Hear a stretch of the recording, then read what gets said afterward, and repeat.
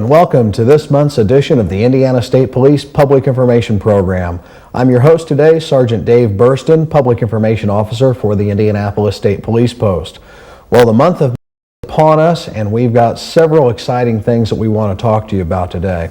We're going to be talking about the upcoming state police career camps and respect for law camps. For those of you that are parents out there, or if we have some young adults watching the program today and you're interested in going to some of the state police career camps, you're going to learn about those. We're also going to be having a guest from the Marion County Traffic Safety Program, Ann Reed, who will be telling us about some events that will be happening in the month of May in the roads around Indianapolis and around the state. And also, we're going to tell you about a special program that we're doing in the June with Rally's Hamburgers.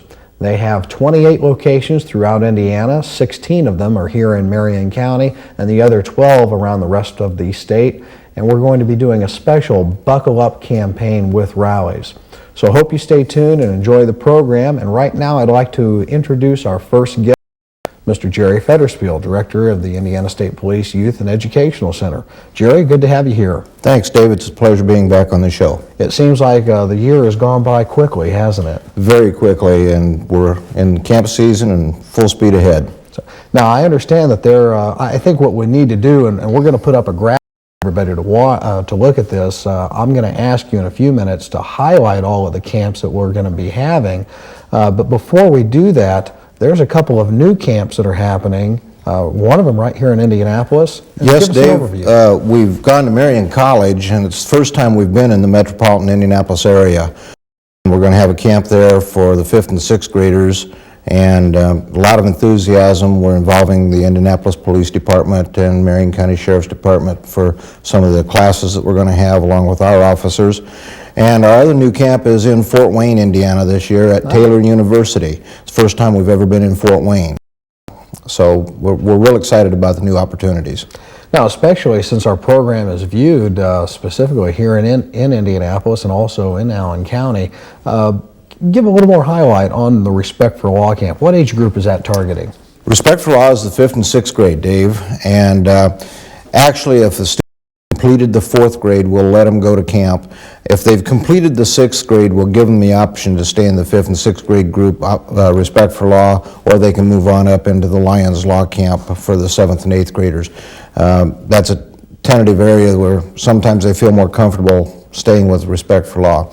But this Law camp for 5th and 6th graders gives them a first-hand look at law enforcement as a possible career, and this is where we do the fun things. We blow up stuff and stage wrecks and let the kids role play, and we'll bring in the canines and the horse patrols and various things like that, and it's just a lot of fun demonstrations, and the kids learn a lot about what police officers actually do in their job. How long is the Respect for Law camp? It'll start on a Thursday afternoon, and they graduate on Saturday afternoon about 3 o'clock, and it runs pretty much nonstop. We do let them sleep during the evening hours, but we keep them busy during the days. They probably look forward to going to bed, don't they? I think they do. So. Sometimes they're wound up, and it doesn't take long for them to rest. Well, I think this is going to be exciting for not only the state police, but also for Marion College, because Marion College has a long history here in the Indianapolis area, and they've got a very nice campus. I've been on it several times. As a matter of fact, my mother-in-law graduated from there. Wow. So, well, we're going to be using the wetlands area an awful lot for our major demonstrations. We're going to bring our helicopter in down there. That's just one of the major demonstrations the Indiana State Police is bringing in. The Indianapolis Horse Patrol is going to come in and do a demonstration with their horses. And I think Marion County might bring in a SWAT tank and demonstrate that down in that wetlands area. Sounds like it's going to be a fun camp. Yeah. What I'd like to ask Jerry is, I know you've got an information sheet here because there's so many different camps that are going on and dates, and you can't keep them straight. So I'm going to ask you, if you would, to just give an overview of those camps and the dates, and then we're going to put all this information up on the TV for you, so as Jerry's going over them, you can copy down the information for your kids. Okay, our Respect for Law camps for the 5th and 6th grade students, we have one at Vincennes, June the 13th through the 15th, one at Hanover College, June the 20th through the 22nd, one at Taylor University Upland campus, June 20th to the 22nd, another one at Vincennes, July the 11th through the 13th, one at Taylor Fort Wayne, July the 11th through the 13th, the one at Marion College, July the 25th through the 27th, and one at Notre Dame, August the 1st through the 3rd. For the 7th and 8th grade students, we have the Lions Law Camps, one at Taylor University in Upland, July the 17th through the 20th, and one at Vincennes University, July the 31st through August the 3rd. We have camps for the high school students, grades 9 through 12, one at Taylor University in Upland, Indiana, June the 9th through the 14th, and one at Vincennes University, June the 23rd through the 28th. And September 20th and 22nd, we have a Law Enforcement Explorer Conference at the Indiana Enforcement Academy, and that's for individuals involved in an Explorer post, Law Enforcement Explorer post. So that covers all the dates of the different programs that are happening. And tell us a little bit more about the law enforcement program, the law enforcement The program. Explorer Conference is limited to 100 students, and gives them a hands-on look at law enforcement as a career. They're already probably in a law enforcement explorer post with either the state police or local agencies. We've got a new post that just formed this year in Lafayette, and we've got 22 young cadets up there, and they learn how to direct traffic and investigate scenes or write reports and do that, and it's on a 4-year rotating schedule so that once every 4 years we start the cycle over again. So kids, the young adults that participate this each year, they're not seeing the same thing. They get to see things. That's correct. Okay, and that's great. In fact, in most of our camps, we're trying to change the curriculum so that they can start in the 5th and 6th grade and go all the way through high school and not see the same And not have a program repeat. every year. We bring in new teachers and new subject matter, and we address issues that are really important to the public. That keeps it fresh and makes it good for them. Right. Now, for people to learn more about this, who should they call? Well, there's 2 ways to do that. They can call your local state police post and ask for the public information officer, or they can contact us at the Youth Services or Youth Education and Historical Center, 8500 East 21st Street, Indianapolis, Indiana, 46219, and our phone number is area code 317-899-8293. Okay, so they can call that number. Let's say that number one more time, and we'll put it up graphics so people will get it. Okay, our local phone number is area code 317-899-8293, or call your local state police post and ask for the public information officer, and they can give you either applications or more information on the program. And one more thing I'd like to ask you to do is give a plug for the museum. The museum is a wonderful facility. It's about 5,000 square foot, and we're trying to double it now. But we have a collection of 14 vehicles in there. We have a John Dillinger display, displays, a patch display from all over the United States. Just a lot of educational things. It's too much to talk about in just a couple second shot, but we're at 8500 East 21st Street, where Post 52 is located. We're open to the public, and it doesn't cost anything to come through. We're open normally Monday through Friday, 8 to 4, and normally the first and third Saturdays of the month, 9 to 4, but you might want to call ahead to find out if we're going to be open the particular Saturday. Because that's usually just in the summer. No, it's year-round, with the exception of, well, like Easter, we're going to be closed because of the Easter weekend. We'll be closed at Christmas, and during the fair, we probably won't be open the first Saturday because we're out at the state fairgrounds. Okay. Jerry, I sure appreciate you coming out and making the trip out here to be on the program. And to the rest of our viewers, I'd like to invite you to please stay tuned. We've got lots more of exciting information for you. We'll be right back after this break. Hold on to dear life and every precious smile. We're only here together for just a little while.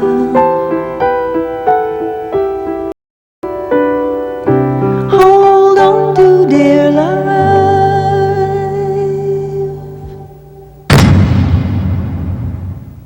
Hello and welcome back to the program.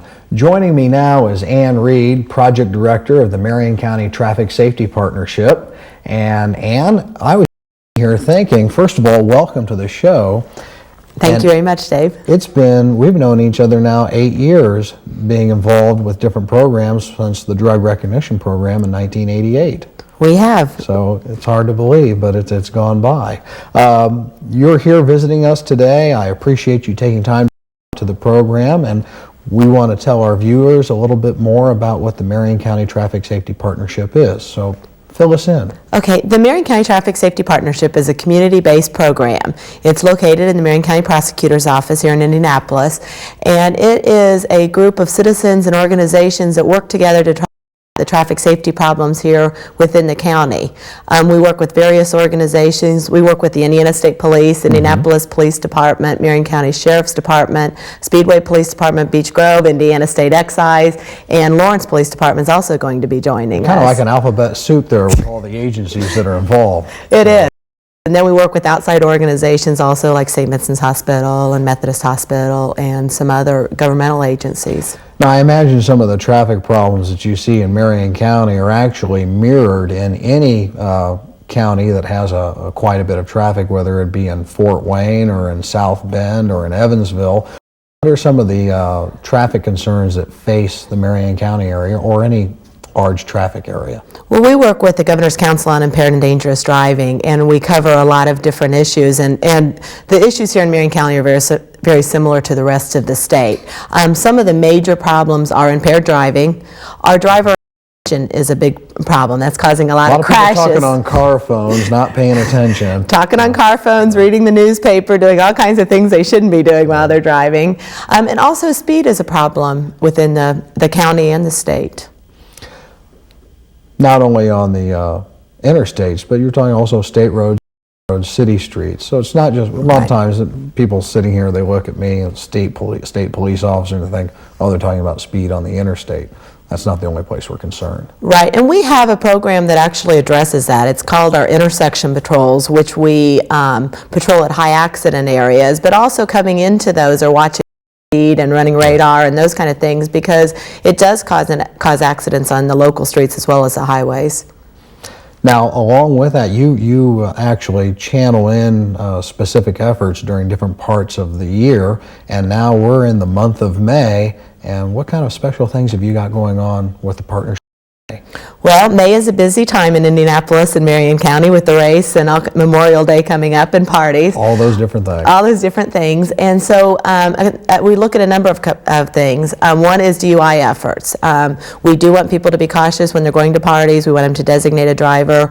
The participating law enforcement, which I mentioned, will be out during May doing roving patrols, which are just basically selective enforcement on the streets, and then also checkpoints, sobriety checkpoints. And so we don't want to scare people from coming to Indianapolis, because there's so many things to do, the Circle Center Mall, all the things downtown, just the month of May. Indianapolis, there's so many neat and exciting things to do, going out to the 500 Museum, wherever. We want people to come here, have a good time, but be safe when they do it. Right. We do want to encourage people to come to Marion County during May. There is a lot of activities, but we do want them to be responsible drivers when they come to Marion County.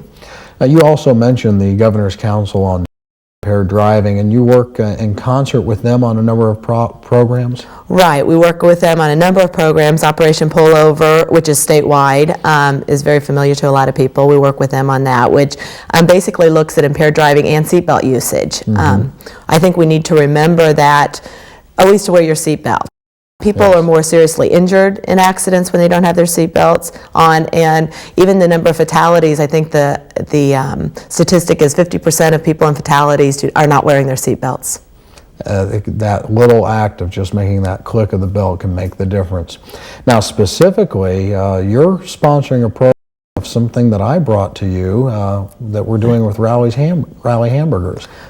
We're very excited to be a part of this, and like you said, I'm glad you came to us with this idea, and I know the Governor's Council is also a sponsor, and we're going to be promoting Buckle Up Month during June on Fridays specifically. That's right. Of course, we'll be publicizing it the month of May, and the month of May really is the Buckle Up month, as I recall, isn't it? But we want people to do that year-round. And what I'd like to ask our viewers to do now, you've heard a little bit about Ann Reed and the Marion County Traffic Safety Partnership, and without their help, the event that we have coming in June with Rowley's Hamburgers would not have taken place. But we're going to be telling you more about that event and what's going to be happening with Buckle Up with Rowley's in the month of June.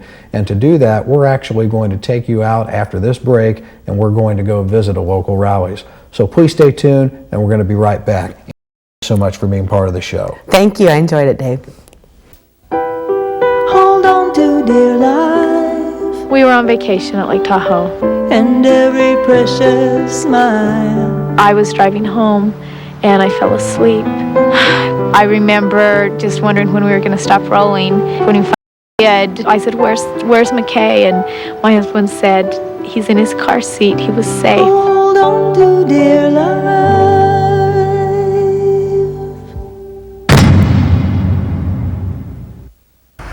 Hello and welcome back to the program.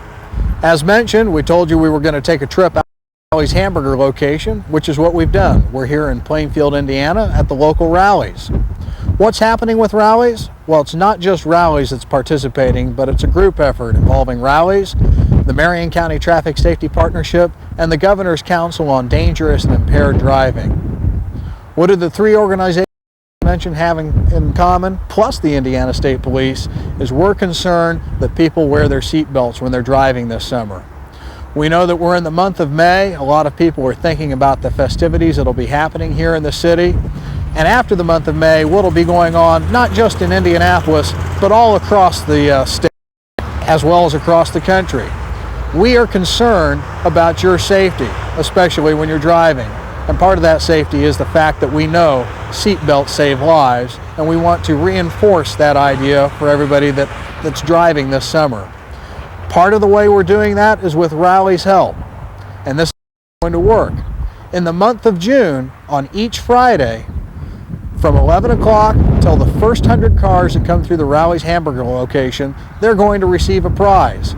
Now, you only get a prize if you come through the drive-up window with your seatbelt on. That prize could be a Frisbee, it could be a chain, or it could be a coupon for a Rowley's burger on your next visit. But again, the only way to get it is coming through that drive-through window with your seatbelt on. And it is limited to the first 100 cars that come through buckled up. We want to provide that reminder that after all the festivities of May are over, places down in the history books, that life does go on. And we want to make sure that people have a fun, safe, happy summer. Now, to show you how the program's going to work, we're going to walk inside and see what happens when somebody pulls up to the window and they do have their seatbelt on, hopefully just like you will. Go inside and check it out.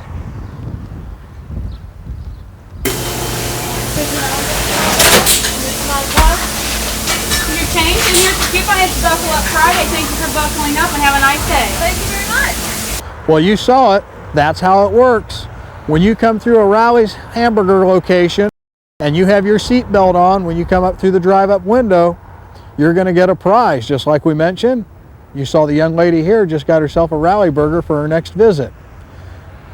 Now, something else, if I didn't mention it before, aside from having your seatbelt on, if you have some other people in the car, they need to be buckled too, because safety counts for everyone. Please stay tuned to this important message, and we'll be right back for the rest of the program. These are members of the Bentel family. On a Sunday in September, they went to church, and afterwards they met the driver of this truck on an Indiana highway. He hit their car head-on. Problem, none of them were wearing seatbelts. This is Michael, here's Megan, this is Cassidy, and Cheryl Bentel. I thought this would only happen to you, but this happened in my family. Wearing a seatbelt in Indiana. Don't take it lightly.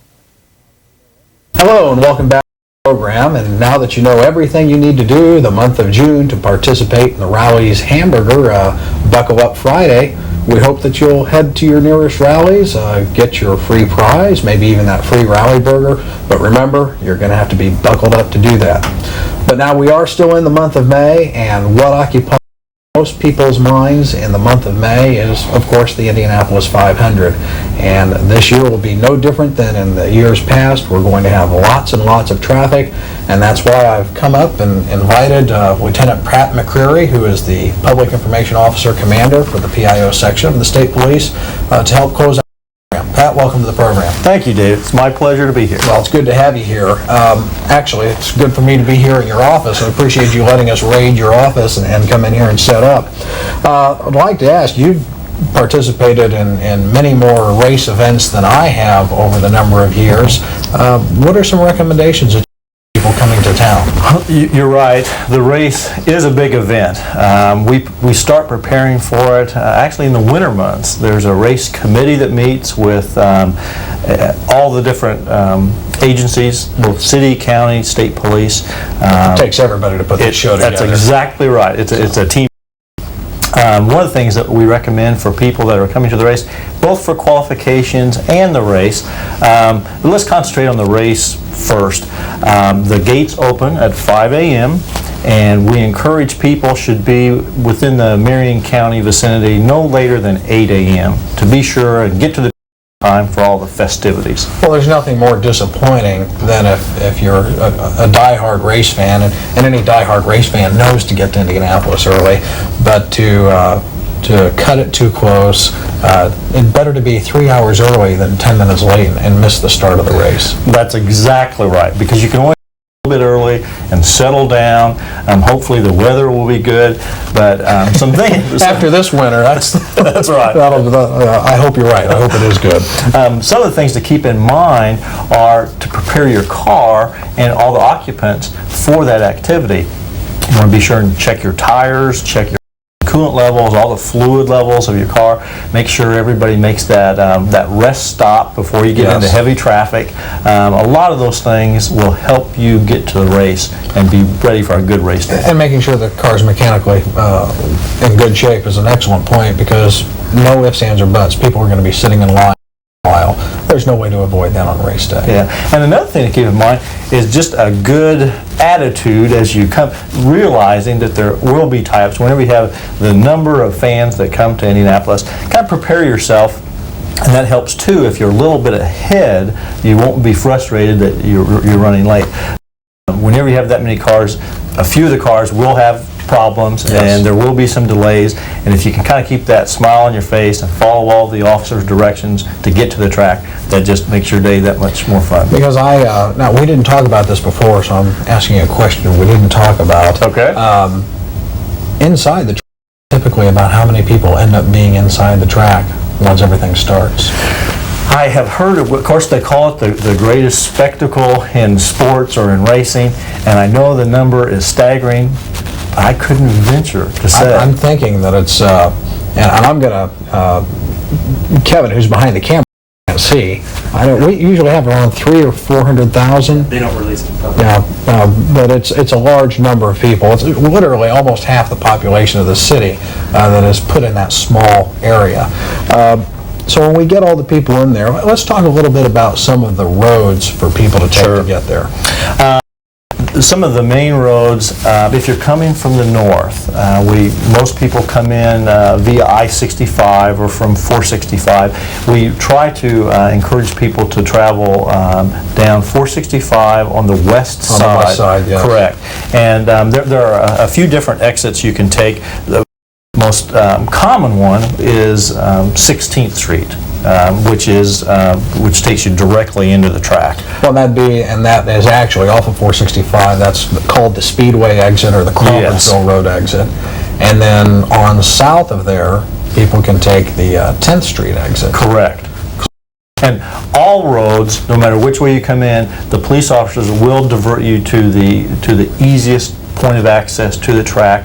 We have a helicopter in the air, and then we have communications with officers from all the other agencies. So if there is a particular tie-up, or if there happens to be a little construction in one area that's slowing down, we'll actually divert traffic to the easiest point of access. You bring up an excellent point there, and I like how you mildly said a little bit of construction.